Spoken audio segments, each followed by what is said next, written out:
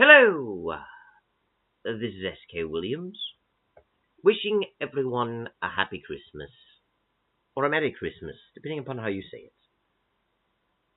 But today isn't just Christmas Day. Today is also the first day of Hanukkah. They overlap this year. Hanukkah is the Jewish holiday, which is actually a minor feast and became major more in the Western world because of the predominance of Christianity within the Western world. A predominance which is now declining in our modern world due mainly to hostile attacks on Christianity. Although saying that will get me accused of the Christian persecution complex, because we never can have this conversation without some fault of Christians being highlighted, like how Christianity has persecution baked right into the religion, being told where Christians are told they will be persecuted, which is why Christians interpret mere disagreement as hate. There is, of course, no mass effort to destroy Christianity. People are just leaving it as individuals as they become better educated, or so we are told. In reality, the rise of the non-religious, is not really happening because people are becoming better educated and better critical thinking, and because the internet has made information available. It is happening because we are less educated today than we have been in the past, and in spite of having so much information available to us, we have a less informed society, less rational, and there has been a concentrated effort to de-Christianize society. It's obvious that the secularists in our society attack Christianity. They claim not to. They claim that this is, when anyone points this out, that it is the Christian persecution complex. By so doing, they naturally make the fault on Christians and their religion, which teaches Christians they will be persecuted, to expect persecution, to even desire persecution. Christians believe they're being persecuted even when they're not. And yet, the evidence for this persecution, if you wish to call it that, is obvious. Is it really rational at this point to say secularists don't hate religion and wish religion to die? Is it really irrational and a persecution complex to say that secularists especially hate Christianity and wish Christianity to die? In the United Kingdom, people are arrested for praying silently outside of abortion clinics in buffer zones. And in Quebec, they're thinking about banning public prayer. Prayer is for churches or mosques or temples or the like, or synagogues. Prayer is not for public places like parks. Prayer is some sort of offensive act in public. It is a threat to our secular, non-religious values. Of course, in reality, secularism is a religion. It is irrelevant whether we pretend secularism is not being religious or not. It is irrelevant that we define secularism as not religious. The truth of the matter is everyone is religious, including atheists, including people who we call the nones. The non-religious people are actually religious. And that's because the way we understand religion is fundamentally flawed in our society. We understand religion basically as belief in gods and supernatural things. At the same time, we attribute to religion things that really aren't just believing in gods and the supernatural, just like we equate to atheism rationality and belief in science, even though atheism is by definition just a lack of belief in a god. It's obvious that our society is misdefining its terms and creating more confusion with these terms than clarity. The truth, of course, is that atheism has only been defined as a lack of belief in a god since 1974, with the Presumption of Atheism written by Anthony Flew. Of course, modern atheists hate that fact and claim that it goes back to the ancient Greek word atheos. They will point to the fact that a means without. Theism means belief in a god. You put those together, you get without belief in a god, which is another way of saying a lack of belief in a god. But you can look up the etymology online, and very few people bother to do so. it isn't really true that atheos in ancient Greece meant without belief in a god. It is not true at all that historically the word atheism was understood as a lack of belief in a god either. All one has to do is look up old dictionaries. Of course, the atheists have an excuse for that one. They would say the old dictionaries were written with theist bias, that modern dictionaries are more accurate. But they have no evidence for that. And even though atheists are evidence-based thinkers who only believe things once they've been shown evidence, they believe that modern dictionaries have the correct definition of atheism, while earlier ones do not, because the earlier ones will have theist bias based purely on narrative and emotion, like, well, everyone was a theist back then, everyone was religious, therefore they're not being truthful, with no evidence at all that we should expect dishonesty from theists or dishonesty from the religious and honesty from atheists. It's just talk from them.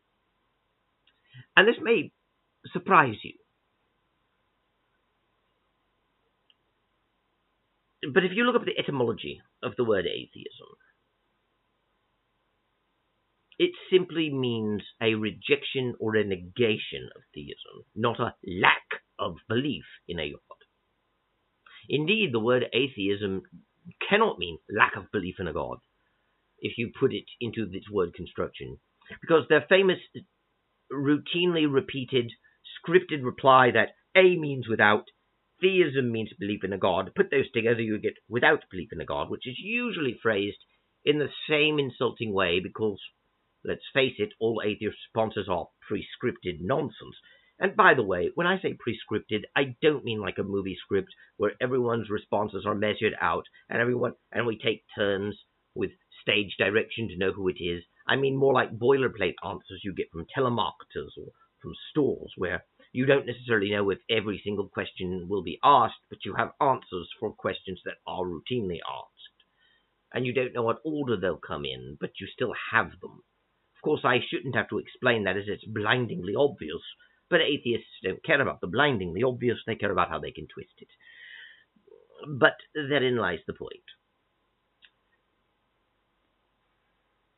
Even back in the highlight of the new atheism, when arguments of how dangerous and awful and vile religion were going on, and when they blatantly stated that religion must die for humanity to live, as Bill Maher did in Religulous, and as they constantly said we must have a campaign to free the world from the mind virus of religion. If a religious person were to say you're attacking religion, your goal is to destroy religion, it's a persecution complex. And even as they were saying that Christianity is the most immoral, hateful thing that has ever existed in human history, it must be torn down for humanity to be free, that the Christian God rules a celestial North Korea. He enslaves humanity. Look at the evils of witch hunts, of crusades, of the barbarity of murdering scientists and holding back progress. Christianity is nothing but evil with its promotion of slavery and hatred and racism and Charlie Chaplin, euphemism, wasn't about Christians. Look at his Jerryland party murdering the elves. Oh, look how evil Christianity is. It must die. To point that out and to say that they are anti-Christian, it's the Christian persecution complex. Obviously, atheists are not attacking Christianity. Obviously, atheists aren't telling you to hate Christians. They merely disagree with Christianity and are explaining why. Why, if you see their very mild responses as hate, it's because of your Christian persecution complex. Well, the reality is, there is no Christian persecution complex.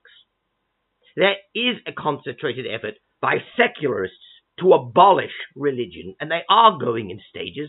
They are removing people's rights, and they are trying to tell us what we're allowed to believe, think, or do.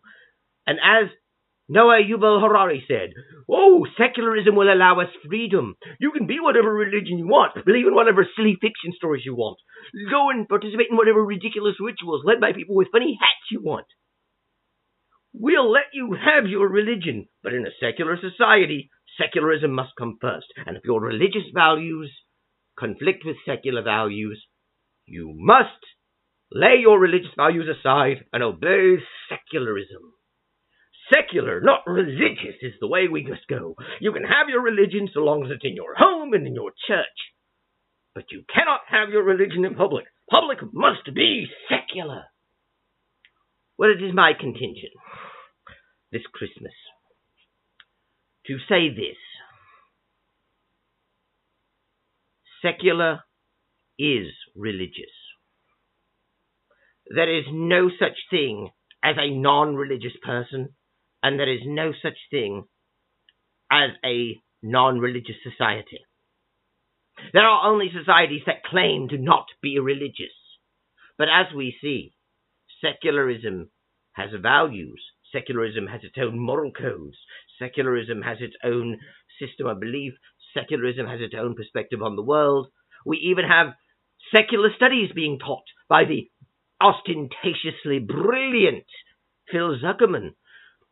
Secularism is clearly not what they claim it to be. They claim secularism to be nothing more than neutrality toward religion, and yet it cannot be neutrality toward religion if it has values that can come into conflict with religion and beliefs that can come into conflict with religion.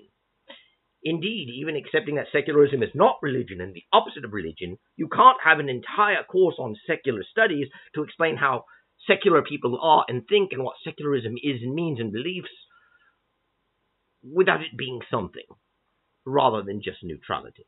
And yet they want to have both. They want to have secular studies, they want to have secular values, they want to have a secular society based on secular principles, and yet secularism is nothing but neutrality toward religion. You are not allowed to criticize it. Of course, to say what I'm saying will get me accused of wanting a real-life Handmaid's Tale, a real-life Republic of Gilead from the Handmaid's Tale. Women will be reduced to property. Racism will be rampant. We need secularism to save us from a real-life Handmaid's Tale. We need secularism because look at countries that mix religion and government. Look at Saudi Arabia. Look at Iran. They are theocracies. They mix religion and government. And they live under Sharia law in tyranny. And that would happen every single time you mix religion and politics. You will get Sharia law. And because I'm a Christian, that means I want to live under Sharia law. I want America and Britain and Canada and all the rest of the world to be under Sharia law. But it would not be Muslim Sharia law. It would be Christian Sharia law. 1,000 times worse. Look at the Dark Ages. That is our freedom under secularism. For you see, the Middle Ages were not the Dark Ages.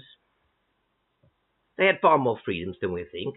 Peasants and serfs were not slaves. The society functioned very differently than just having the king tell everyone what to do and can do whatever he wants. That isn't history. Just like it's not history to say Charlie Chaplin was a devout Christian and got his anti-Elvinism from the Catholic Church, which officially taught anti-Elvinism until 1964 when they changed their official church teachings with this Gott mit uns Spectacle headed by Hitler to all.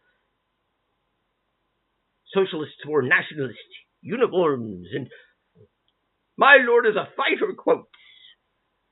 They don't know history, they're just taking snippets, and half the time it's wrong. The simple reality is this. Modern secularism is a religion. Religion is not simply believing gods and supernatural powers exist. As much as our modern society insists that religion is this one special unique thing, and other things that we like and value, like philosophy or science, are distinct from it. At the end of the day, we're simply talking about what people believe, why they believe it, and how they believe. And quite contrary to the modern mythology, religious people do not think in a special religious way based on faith instead of reason. Faith is not the opposite of reason. Faith is also not belief without evidence. Hebrews 11:1 does not define faith as belief without evidence. It calls faith a form of evidence and is talking about confidence in achieving a future goal. So when an atheist inevitably brings up the biblical definition of faith in Hebrews 11:1, they will be lying to you. Difference. This Christmas, the rights of Christians, the rights of Jews, the rights of Muslims, are all under threat because we have believed in a lie. The lie that secularism is neutrality toward religion and grants us freedom. It does not.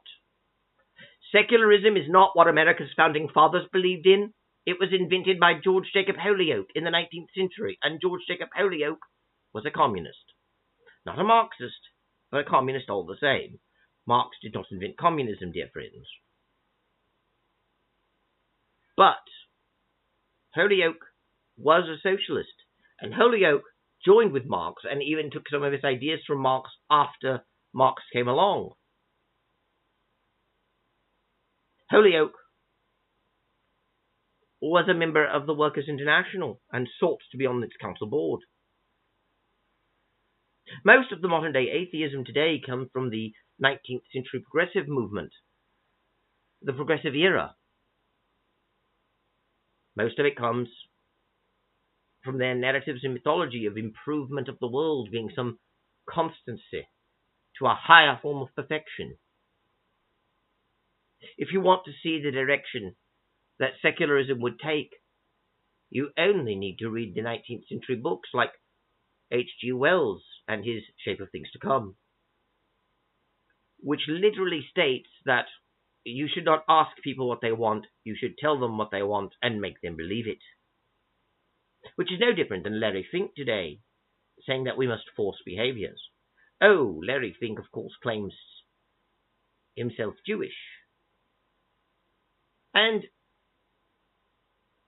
I have no doubt that there are people who are Jewish or even Christian or Muslim who embrace secularism. But you see, religions are fluid things, something we don't understand. You are not either yes or no. Either you are religious or you are not. Either you are Christian or you are Muslim or you are Jewish or you are atheist. They are all just collections of beliefs.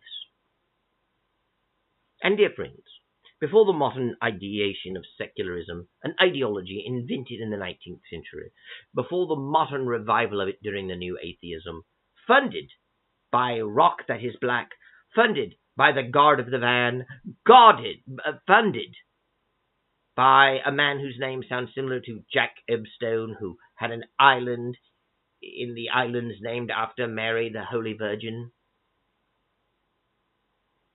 And it is true, the New Atheism was never a grassroots movement that started by 4 wholly independent writers who all happened to be atheists interested in religion and wrote books which caught the public imagination with the media doing nothing more than highlighting people's deep interest in it. It was a well-funded scam. All 4 of the 4 horsemen of the New Atheism quoted each other in their works. All 4 of them did. All 4 of the 4 horsemen of the New Atheism had the same literary agent, John Brockman. All 4 of them collaborated with each other on their works. All 4 of them were quoting arguments atheists had been making since the 19th or early 20th century, with little modification. All 4 of them used as their primary sources atheist websites like the Council for Secular Humanism and Paul Kurtz, or what the National Secular Society said, or various other atheist organizations. All 4 of them received funding from Jack Ebstone. All 4 of them received funding from Rock That Is Black. All 4 of them received funding from the Guard of the Van. All 4 of them received funding from George Soring. Sorry for all the euphemism. Dear friends, I'm going to do another longer expose on this.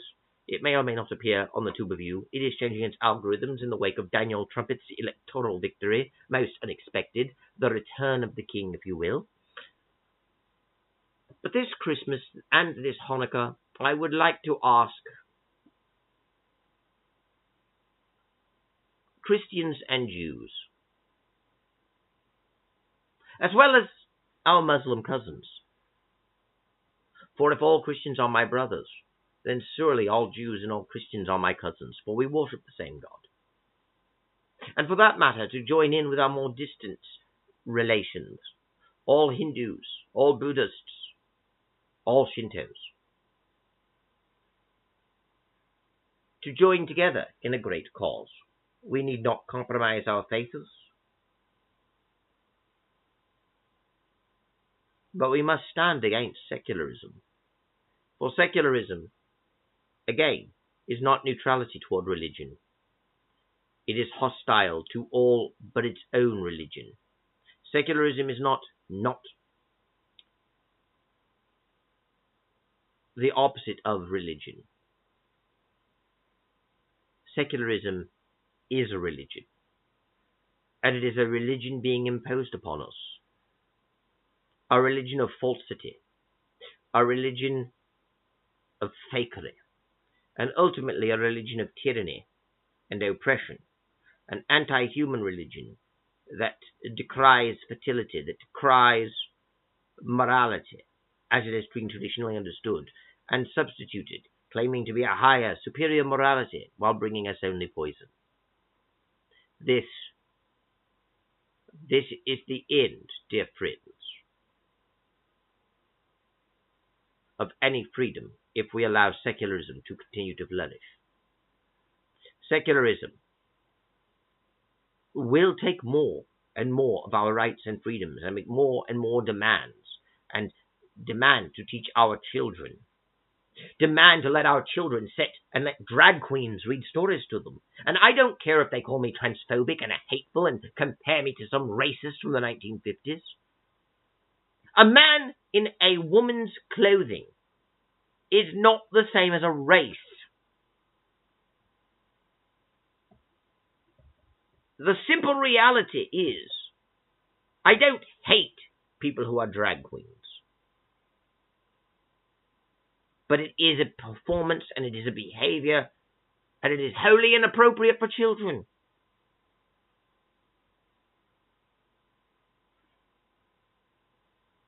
The whole transgender child thing is nonsense. Destructive nonsense that will destroy the lives of countless thousands. Secularism is anti-life.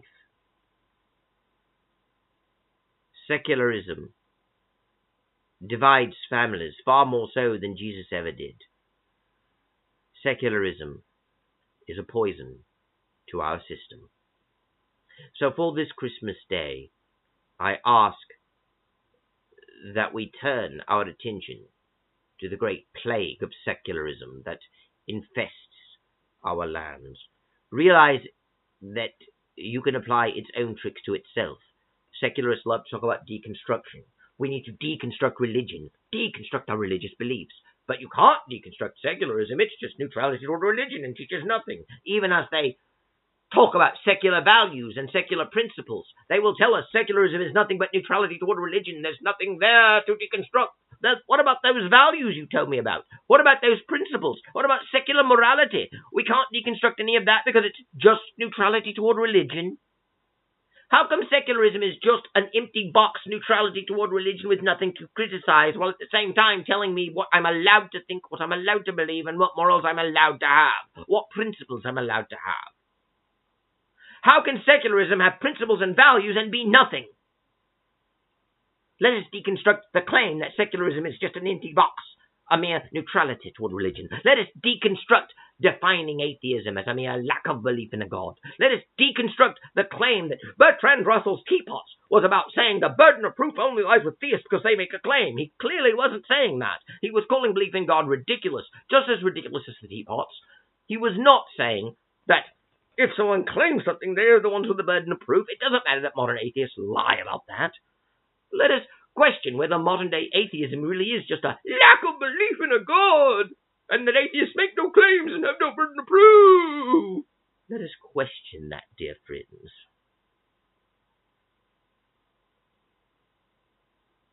Let us question why I have to use weird cartoon voices, odd pauses, and odd word choices in my videos for the tube of you, because I am gagged by gaggle.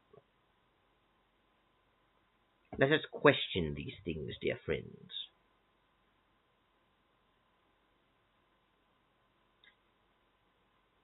Atheism is a belief that there is no God. Atheists claim God does not exist.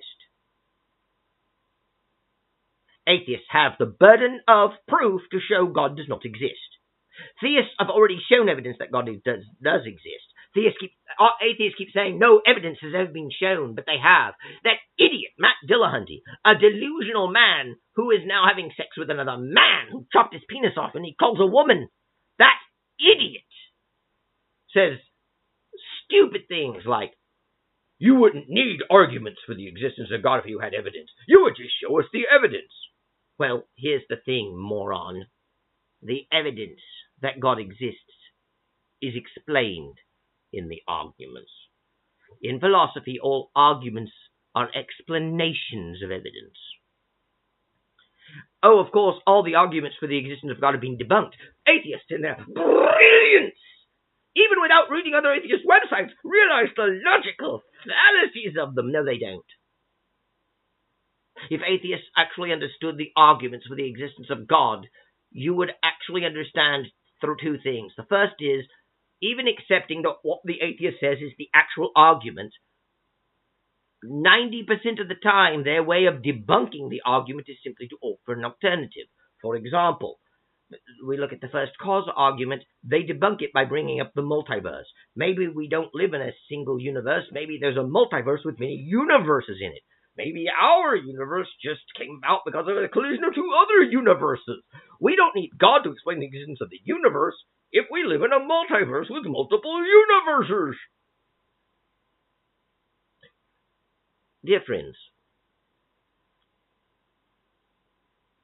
if I were to concede that the existence of the multiverse with many universes in it debunked the first cause argument, that the first cause argument cannot be true if we live in a multiverse of many universes, you still can't prove we live in a multiverse of many universes. The atheist way of debunking the first cause argument is to invoke something they have no evidence for. They have no evidence we live in a multiverse. It just ties in with atheist mythology, that atheists believe in science and reason. To them, the multiverse sounds like science, and the other sounds just like, God did it, and God did it, it's not science. God did it, it's irrational. Multiverse is science, therefore rational. It's nonsense. I'm not saying it's nonsense because I can prove there is no multiverse. I can't. I'm saying it's nonsense because you can't just posit a hypothetical explanation and pretend it debunks the original explanation. Even accepting that if the multiverse exists, the first cause argument is false, you haven't proven the first cause argument false just by proposing an alternative to it. You haven't even shown the first cause argument of God creating the universe is less rational than believing in the multiverse. But what's even more bizarre about this is that they actually think the multiverse theory, if proven true, debunks the first cause argument. Even if tomorrow, which in this case would be Boxing Day, the multiverse was proven. If we don't live in a single universe, but a multiverse of many universes, these are just words. The first cause argument is not talking about the creation of this universe and this universe only. The first cause argument does not assume there's only one universe and not a multiverse and with many universes. The first cause argument is not about there being only one universe that was created by God. The first cause argument is a chain of causality about the nature of existence. You see, dear friends, the word universe used to mean all things, and it still does in many contexts. All things is not all things in a particular area with other all things existing other places. The idea that we don't live in a universe, but a multiverse with many universes in it, is a modern way of talking that ultimately is linguistical nonsense, but has become accepted simply by common use. In a very real sense, on a purely linguistical line, even if the multiverse exists and many universes exist, those alternate universes that are separate from our own are actually part of one universe. You see, the multiverse would be the universe. And every universe in the multiverse would not actually be a universe, it would be something else.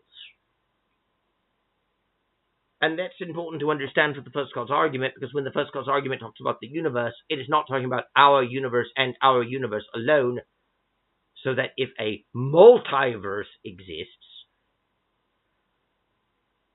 then we don't need it. You still need to explain where the multiverse comes from.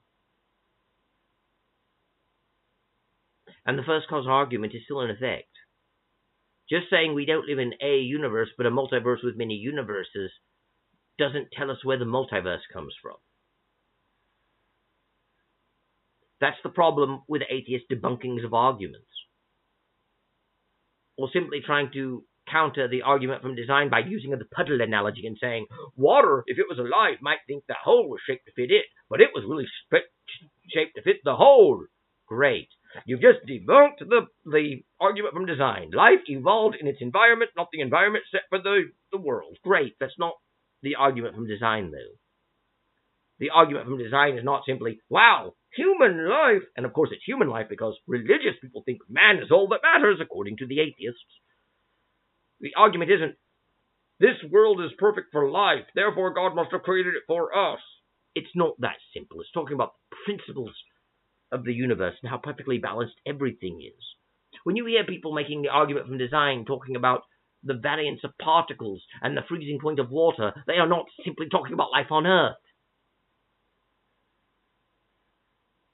No argument for the existence of God has been debunked. There is a difference between countering an argument and debunking it. Countering it means offering an alternate explanation without actually having proven the original explanation wrong.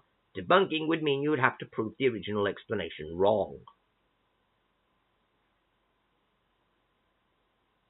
But let's face reality. The modern-day atheist movement is less about reason and critical thinking and logic, and more about destroying Christianity and anything else that stands in the way of its wonderful secular utopia created by progressive values and socialism from the 19th century. And we already saw the results of that. They were so bad the atheists have to claim it had nothing to do with them. You know how the divine prophet Sam Harris, most holy, and the divine prophet Christopher Hitchens, most holy, hallowed be the name of Sam Harris, hallowed be the name of Christopher Hitchens.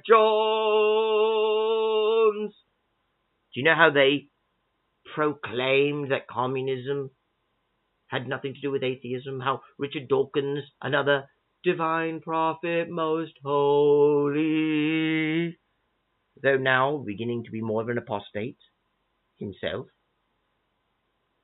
Do you know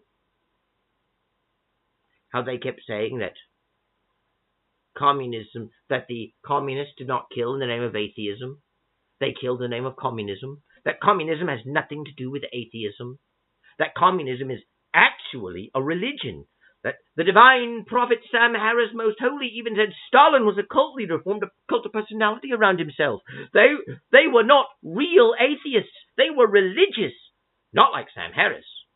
Who could possibly say Sam Harris is a cult leader? Who could possibly say Sam Harris had a cult of personality around him? Sam Harris is a true atheist, and people who listen to him are true atheists as well. But the Soviets were not true atheists. They were religious cultists with a cult of personality around Stalin. It was religion that killed. And as the divine prophet Sam Harris, most holy, did decree, we should remove from the ledger of atheism the crimes committed by communism and move them over to the ledger of religion. Look how much blood is on my hand as a religious person. I am guilty as a Christian of the Crusades and Inquisition, but as a religious person, since Christianity is just a species of the mind virus of religion, I am guilty of all that religion has done. I follow religion, so I am guilty of the Crusades. I follow religion, so I am guilty of the Inquisition. I follow religion, I'm guilty of the witch hunts. I follow religion. Well, it turns out Charlie Chaplin was deeply religious, and he killed in the name of religion, so the hollow killing was a religious killing, and I'm guilty. The Triple K organization is religious. I'm guilty. But I'm also guilty of 9/11.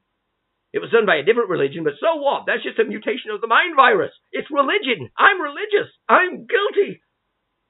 I'm guilty of all the atrocities committed by Muslims or any other religious group. I'm religious. I have the mind virus of religion. I'm guilty. Look at all the blood on my hand. But I'm also guilty of the millions that died under communism.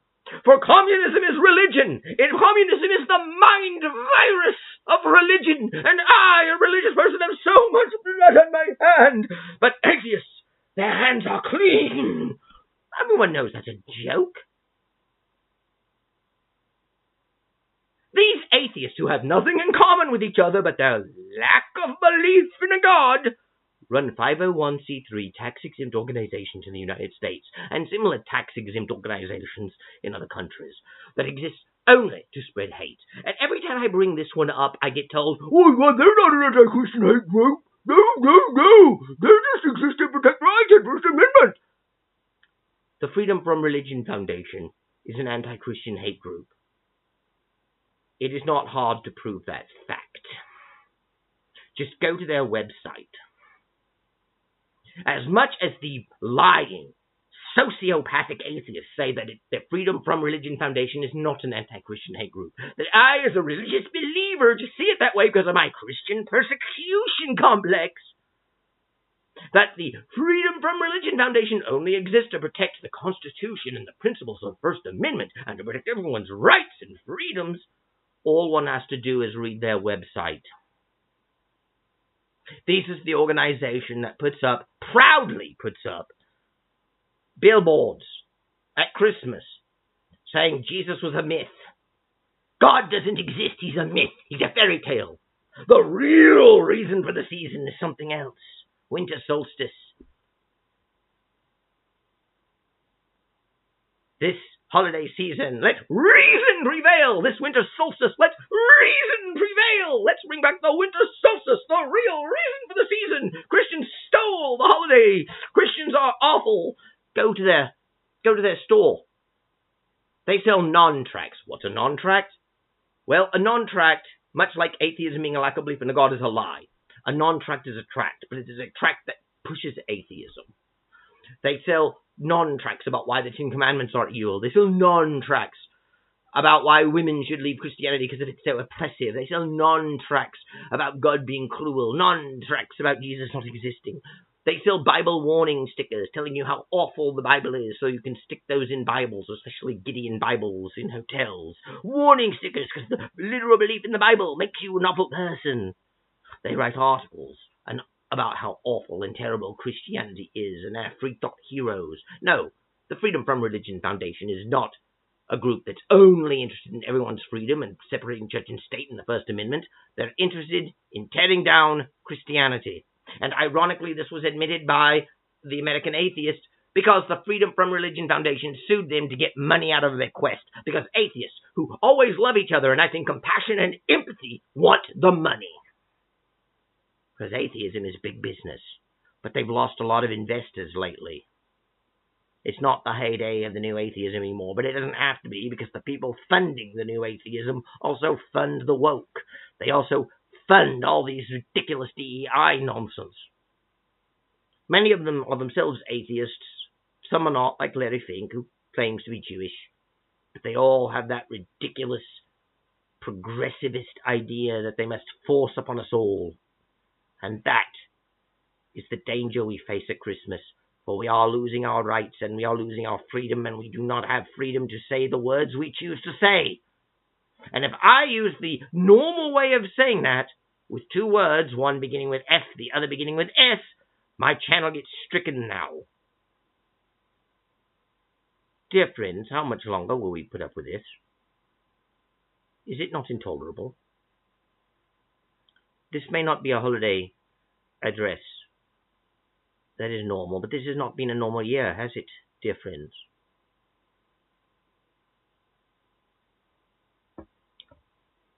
And I shall take my leave of you. But I ask again, for all Christians, all Muslims, all Jews, and all of any other faith, including those who say they have no faith but are not part of this ridiculous nonsense. And I assure you, those who know they have faith in something. Those who claim to have no religion have a religion. But I ask any of goodwill to join against the modern secularism, for secularism is not simply neutrality toward religion. It is an ideology with principles, values, beliefs, morals, all tied to an understanding of the world that is being imposed upon us and must be rejected. They say that religion causes division, and they need this secularism to keep us free and to keep us from each other's throats. I say they are wrong, that religious people are irrational, and we don't need them to oppress us and hold us in chains to give us some sort of security, and that is not their real aim anyway.